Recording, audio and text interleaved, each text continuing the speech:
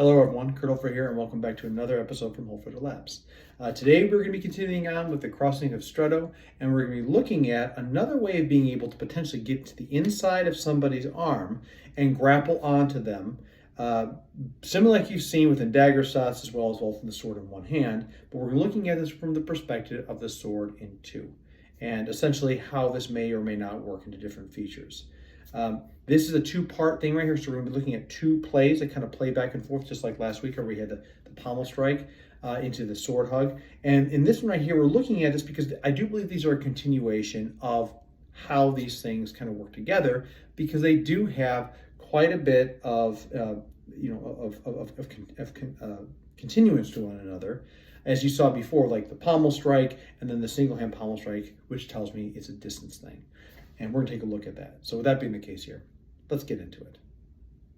Okay, this week here we're going to be doing a continuation in regards to, again, which I think is really like what we saw in the very beginning, the second play of Stretto. But we're going to be looking at various degrees of how we activate the internal side of someone's arms off of the parry, and off of that parry right there, which allows us access to either to get the sword out, and either to strike, to grapple, or to grapple on the sword itself. And that's what we're going to be talking about here for these next ones. Now, interestingly enough, and we'll make note of this for later on, but this play right here is kind of a continuation of other concepts that are in place. And I for one, really appreciate just how much these plays here go entwine with each other, and they also become a continuum into other concepts. Again, we'll talk about that here in the plays that come up. But for right now, here we're going to talk about, again, we've made the crossing here. So kind of made the crossing, we've crossed here in place, and this is the spot. Now the image, as you will see, is this. And on this case, the hands come up and under, and he's at this point. Now, interestingly enough, and again, I don't think it matters, much like the earlier plays where you could go over and under, all these other plays right here as far as different concepts, I don't think it really matters. I think he's just talking about get the hands out of the way, make contact so you can present or grapple the sword. You're making space with his body. So what we'll do here is off this crossing, cross here, off this crossing, boom, on this spot. Now, what I want you to do is I want you to stand in the line and show how far off that was off this crossing. You should just stand right here. Yep. And you can see off this crossing right here, this is where his arms are at, which gives us a lot of actual items, as well as the sword itself to be in place. So again, if I cross and smack his arms, boom. This gives me all the ability here to turn the sword up underneath,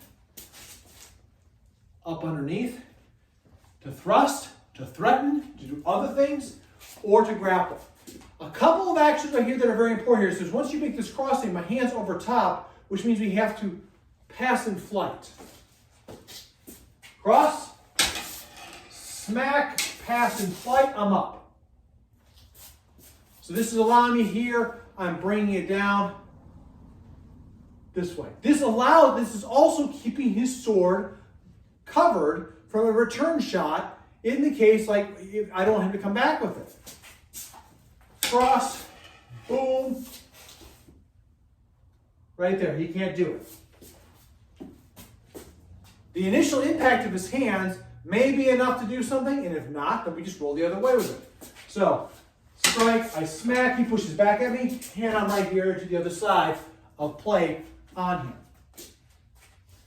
That's the first play that comes to this. And again, the reason why this is so important is because essentially here, it'll say later on, which is a couple plays ahead of it all, I can bind both of his arms. All I've been doing is grabbing his arms. But I've bound both of his arms, and I can work from here. And I'm into dagger range where I'm using this or the cross guard. Cross, smack, over, grab both the arms. And now, yes, I can hook him and all these other things here, but it's better for me to either stab low or turn this around and use the shorter device, which gives me the agency to actually strike him well in order to be able to use other parts about this. So again, with this being the case here, that's the first portion about how we use this right here to cross, smack, turn.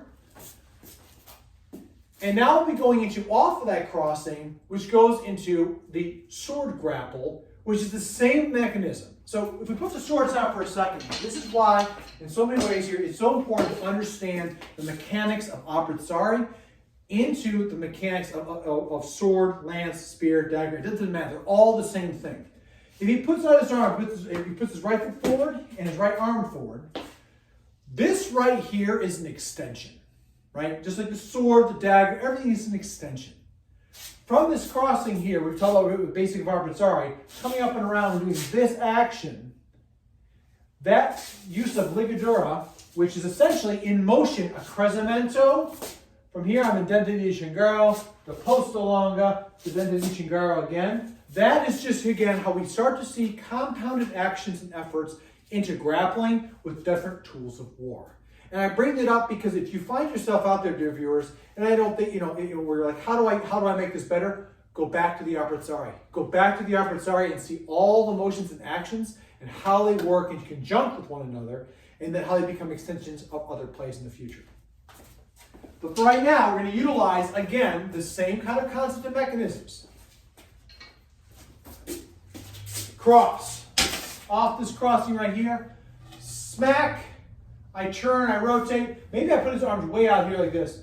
So maybe, in this case right here, maybe I'm at a point where if I just keep it up in this area, he's going to cut my arm, right? Or maybe I miss my grab and my hands are nebulous. I can grab both his arms by falling into this spot, right? That's the first one we talked about before. But that's a long way to go. That's a long way to go against somebody off of this right here. Especially if he's got two hands on the sword still, and I have mine up in the air to be able to project the threat. So what's Fury's answer? This play right here. Cross, smack, turn, hook.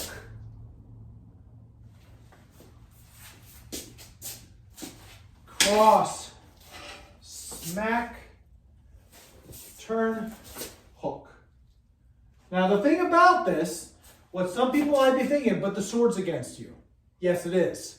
The thing is, though, in action, the sword is really, he can't do anything. He can move it around, but it's not going anywhere. And I have this up right here, so this is stick. He's got bigger things to worry about. Either run for his life, or to take it in the face with the sword, right? Or how is he going to get this out of the way here? Maybe he decides to parry me with his arm and gets cut in the throat and the neck at the same time too. So we start seeing that. This right here is a very, very secure device. He can yank and pull. Nothing. Right? He can try to thrust forward with it. Nothing. He can try to lift up the blade.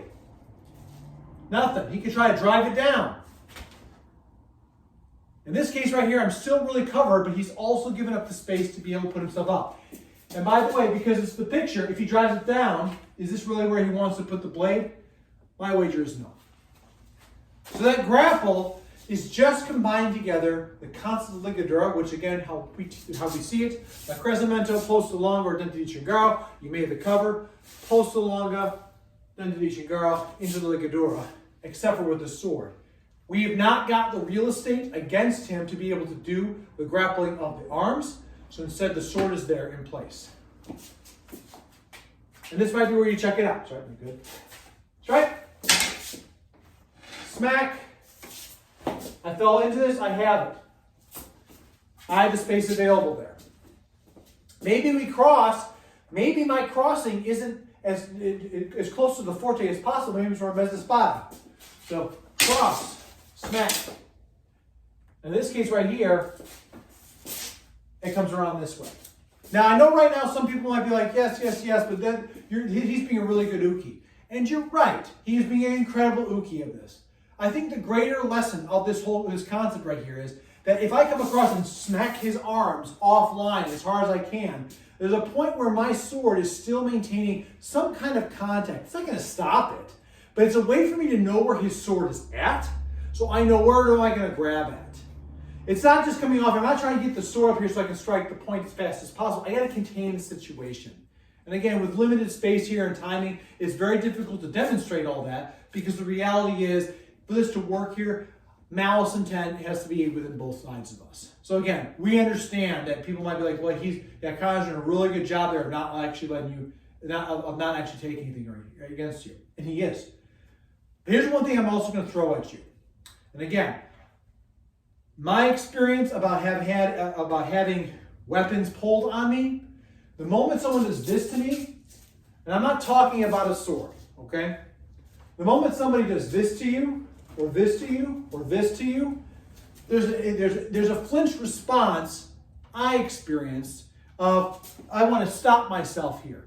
I've just taken the control away from somebody. And smack. This is up right here. His first instinct isn't, okay, I'm going to hit this guy. It might be flinch to get out of there. So that might be another part of this play that's not necessarily spoken about that needs to give some credence. And that right there is going to conclude what we got here between these two plays. Again, it's not overly complicated, but there is a lot of psychological factors that may be something to consider, especially when you're crossing on these spots, because you don't know.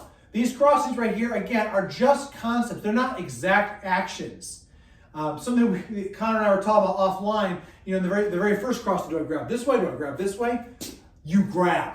That's it. It's not about, oh, well, did I do exactly the technique here? No, you do what you have to do. Sometimes you might grab it all weird, and you have to smack them in the face to get a better grab on something else here. The point is, these plays are nodes in a deeper struggle that are not picture-perfect actions.